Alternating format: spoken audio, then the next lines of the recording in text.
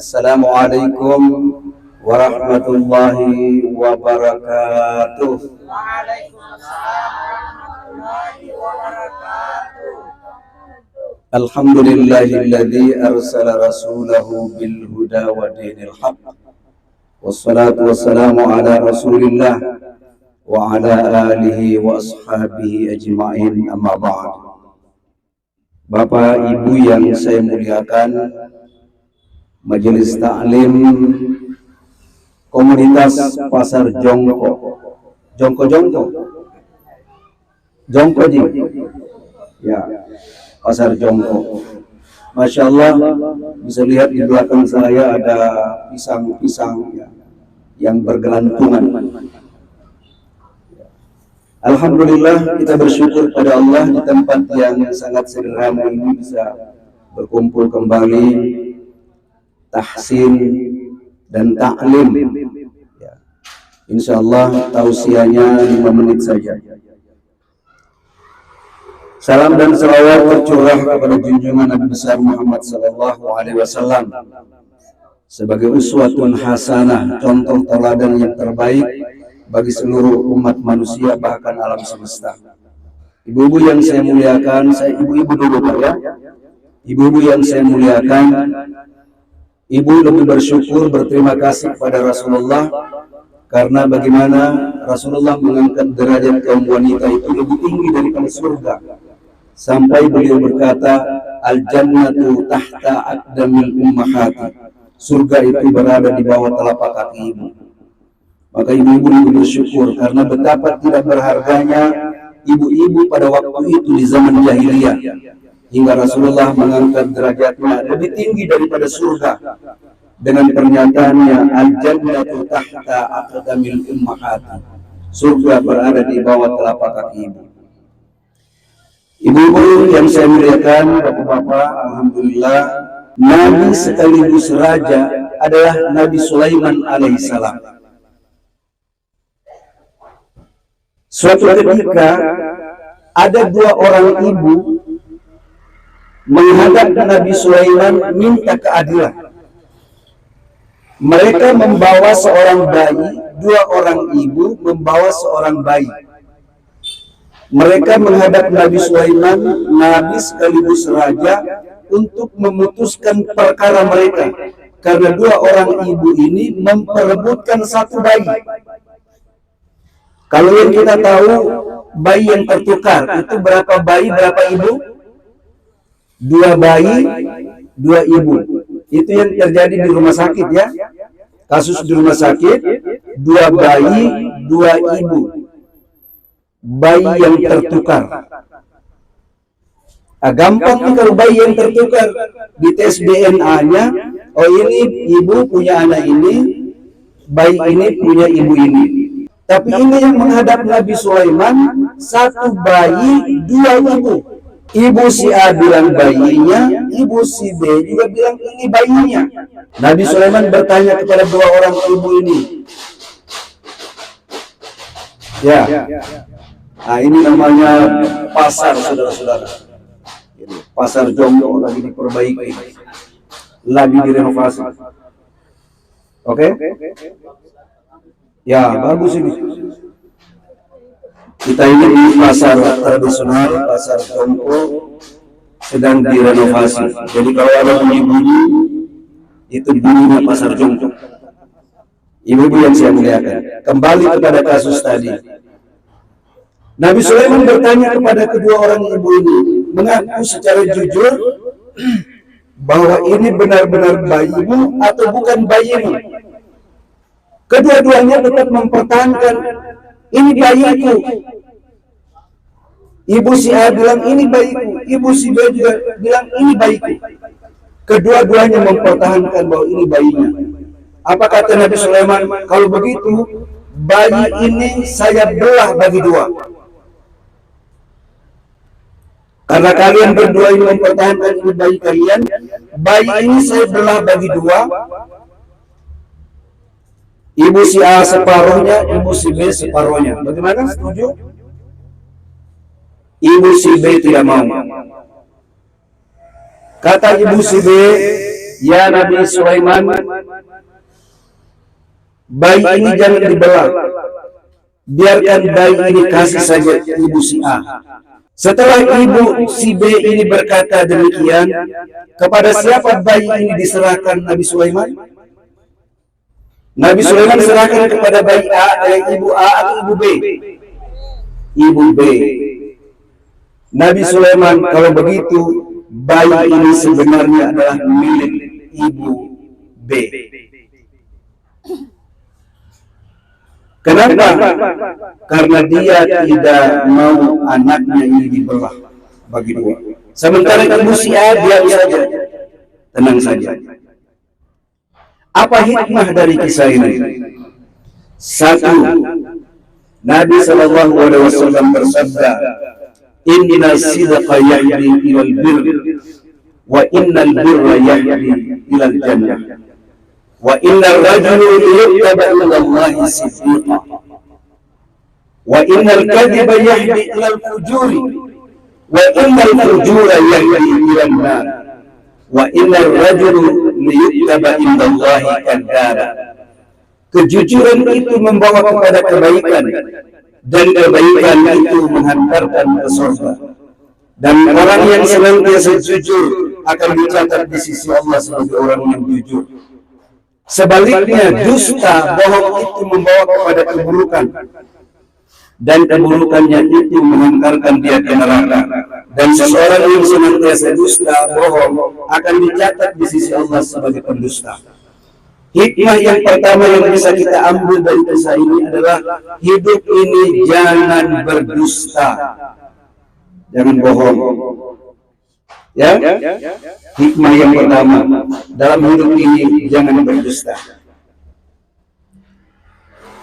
Yang kedua, apa yang bisa kita ambil dari kisah ini? Jangan mengambil sesuatu yang bukan milik kita. Betul? Jangan mengambil sesuatu yang bukan milik kita. Hikmah tadi, ibu ini mengambil anaknya orang, padahal bukan anaknya. Satu, jangan berdusta seperti ibu si A. Yang kedua, jangan mengambil sesuatu yang bukan milik kita seperti ibu si A. Dan yang ketiga, hikmah yang bisa kita ambil adalah boleh berdusta, tetapi dalam hal yang baik, seperti yang dilakukan oleh ibu si B.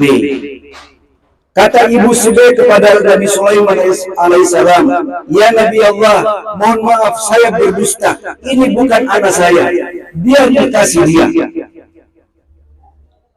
Dia berkata, bukan anakku ini ya Nabi Allah, biar dikasih dia. Yang penting anak ini jangan dibelah. Saya berdusta. Padahal dia berdusta demi menyelamatkan bayinya.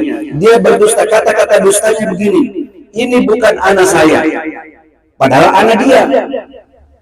Dia berdusta, ini bukan anak saya ya Nabi Allah, yang penting jangan dibelah anak ini, biarkan kasih dia. Dia berdusta demi menyelamatkan bayinya sendiri, anaknya sendiri. Artinya kita boleh berdusta demi menyelamatkan kita dari hal yang lebih buruk. Ya, boleh berdusta dalam hal yang apabila kita jujur, akibatnya lebih buruk. Nabi Ibrahim alaihissalam diminta oleh orang-orang yang nyasar di yaumil qiyamah, di padang mahsyar. Nabi Ibrahim, ada orang di persimpangan jalan antara kebaikan dan keburukan sama banyaknya, akhirnya perkara mereka tidak diputus-putus.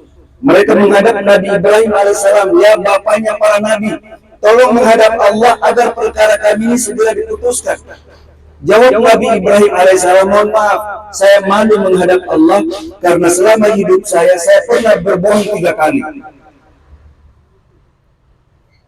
Nabi Ibrahim, saya dalam hidupku pernah berbohong 3 kali, berdusta 3 kali.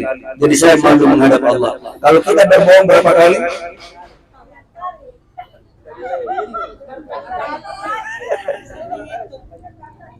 Tidak bisa dihitung. Ibu ini dia jujur akibatnya fatal. Bisa-bisa anak ini dibelah.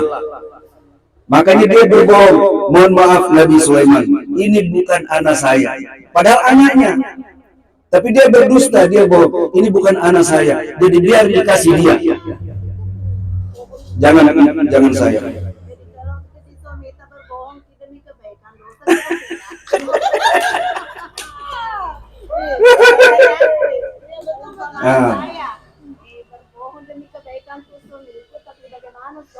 Ya, kalau menurut Kiai Zainuddin MZ itu, jadi dalam kasus kisah itu tadi, Kiai Zainuddin MZ itu bilang istri atau suami bisa berbohong, atau suami bisa berbohong kepada istrinya kalau dia jujur, akibatnya lebih buruk. Itu. Kita mau cerita apa adanya, malah lebih buruk kejadiannya, lebih fatal akibatnya. Maka kita berbohong seperti itu. Ya. Seperti ini kisah Nabi Sulaiman tadi itu, ibu ini dia berbohong demi menyelamatkan. Begitu ya. Orang dikejar mau dibunuh, lari lewat di depan Nabi. Orang yang kejar itu tanya kepada Nabi, kamu lihat nggak orang lewat di sini? Nabi bilang, saya nggak lihat. Padahal dia lewat di depan Nabi. Nabi bohong bilang, saya tidak lihat orang lewat di sini. Tujuannya menyelamatkan nyawa orang itu tadi. Nah, kalau dia jujur, oh tadi lewat di sini, ada di sana. Akibatnya lebih buruk. Bisa-bisa diterus ke sana. Akhirnya orang yang kejar, yang mengejar itu tadi langsung berbelok arah. Oh tidak lewat di sini tadi, tidak lewat. Tidak lewat di sini. Padahal lewat di depan Nabi. Nabi bilang tidak lewat. Akhirnya orang itu pulang. Dia menyelamatkan nyawa orang yang dikejar.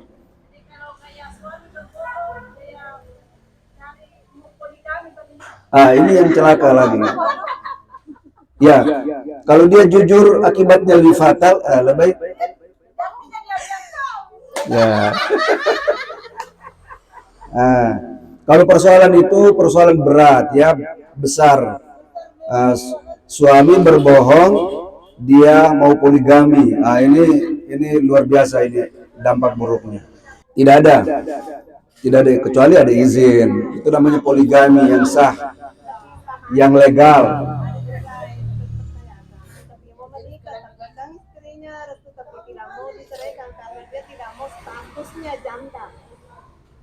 Ya ikut saja sebagai istri pertama. Suaminya menikah, tapi dia tidak mau dipisahkan karena dia tidak mau bikin dengan status janda. Kan suaminya ini mau punya 2 istri. Tidak mau janda. Cocok itu dia poligami toh. Ini misalnya saya mau menikah lagi, kenapa astagfirullah, bilang amin begitu. Saya mau menikah lagi tapi atas persetujuan istri, kan di pengadilan ada surat itu. Ustaz Ahmad, pengadilan mengeluarkan surat izin. Pengeluaran tidak, yang penting istri pertama itu tidak. Kalau istri pertama mau, ya apa salahnya? Yang menjadi masalah itu istri pertama tidak mau dimadu.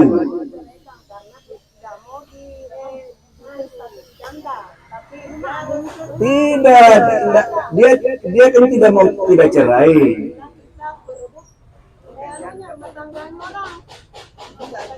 Nah, lain masalahnya itu.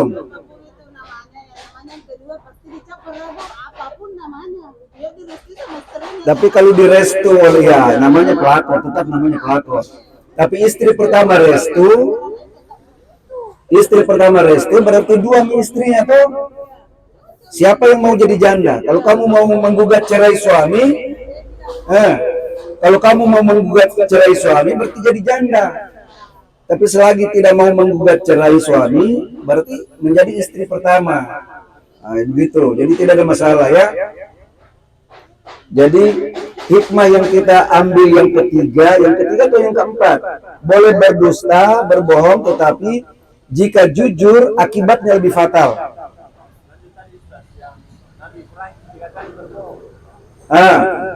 Jadi tadi itu perbandingan saja, kan Nabi Ibrahim diminta oleh orang-orang yang nyasar di padang mahsyar, perkaranya tidak segera diputus, keringat manusia sudah sampai di tenggorokan, tinggal sedikit mami tenggelam oleh keringatnya sendiri. Mereka bermohon kepada Nabi Adam. Nabi Adam bilang, bagaimana saya bermohon kalian segera masuk surga? Saya ini diusir dari surga. Gimana? Saya ini diusir dari surga, masa saya mau minta supaya kalian masuk surga? Tidak bisa saya menghadap Allah. Mintalah mereka kepada Nabi Ibrahim. Nabi Ibrahim bilang, saya malu menghadap Allah karena selama hidupku di dunia saya berbohong 3 kali. Berbohong 3 kali, malu menghadap Allah, malu dimasukkan ke surga. Kita ini berbohong berkali-kali, mau masuk surga. Begitu. Jadi itu perbandingannya. Nabi Ibrahim berbohong 3 kali saja malu menghadap Allah, bagaimana dengan kita?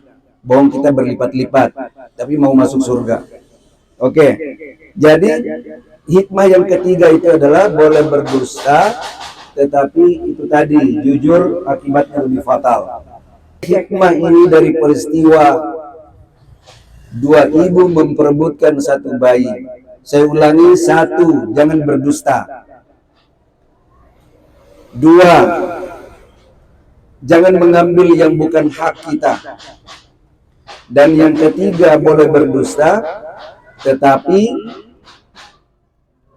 bila jujur akibatnya lebih fatal. Dan yang keempat, yang terakhir, sebagai seorang pengadil, ibu terhadap anak-anaknya, ayah terhadap istri dan anak-anaknya, harus memperlakukan secara adil. Bagaimana saya bisa berlaku adil terhadap istri-istri? Istri cuma 1. Menyerempet lagi nih. Harus 2, 3, 4 baru saya bisa berlaku adil kepada istri-istri. Tetapi ini karena 1, saya harus berlaku jujur kepadanya. Jangan berdusta dengannya. Saya tidak sanggup berlaku adil karena istri cuma 1. Saya bisa berusaha untuk seadil-adilnya manakala istri lebih dari 1. Ya, fankihu ma taba lakum minan nisa'i mathna wa thulatha wa ruba'.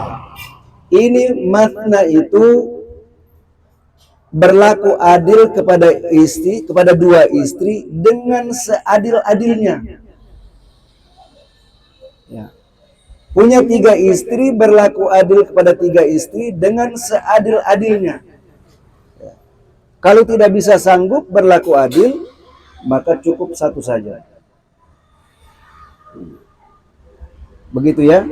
Jadi hikmah yang terakhir adalah kita sebagai seorang ibu memperlakukan anak dengan seadil-adilnya. Sehingga tidak ada anak yang mengeluh, saya dianaktirikan. Ya. Saya ini anak pertama, tapi seperti anak tiri. Kamu anak keberapa? Anak bungsu. Oh, manja sekali. Sangat dimanjakan. Berarti ibu atau orang tua ini berlaku tidak adil terhadapnya. Pesan yang keempat yang bisa kita ambil dari peristiwa ini adalah berlaku adilah. Innallaha ya'muru bil adli wal ihsan. Allah menyuruh kamu berlaku adil dan berbuat baik. Kalau sudah berlaku adil, pasti sudah berbuat baik. Tapi berbuat baik belum tentu berlaku adil. Demikian, Assalamualaikum warahmatullahi wabarakatuh.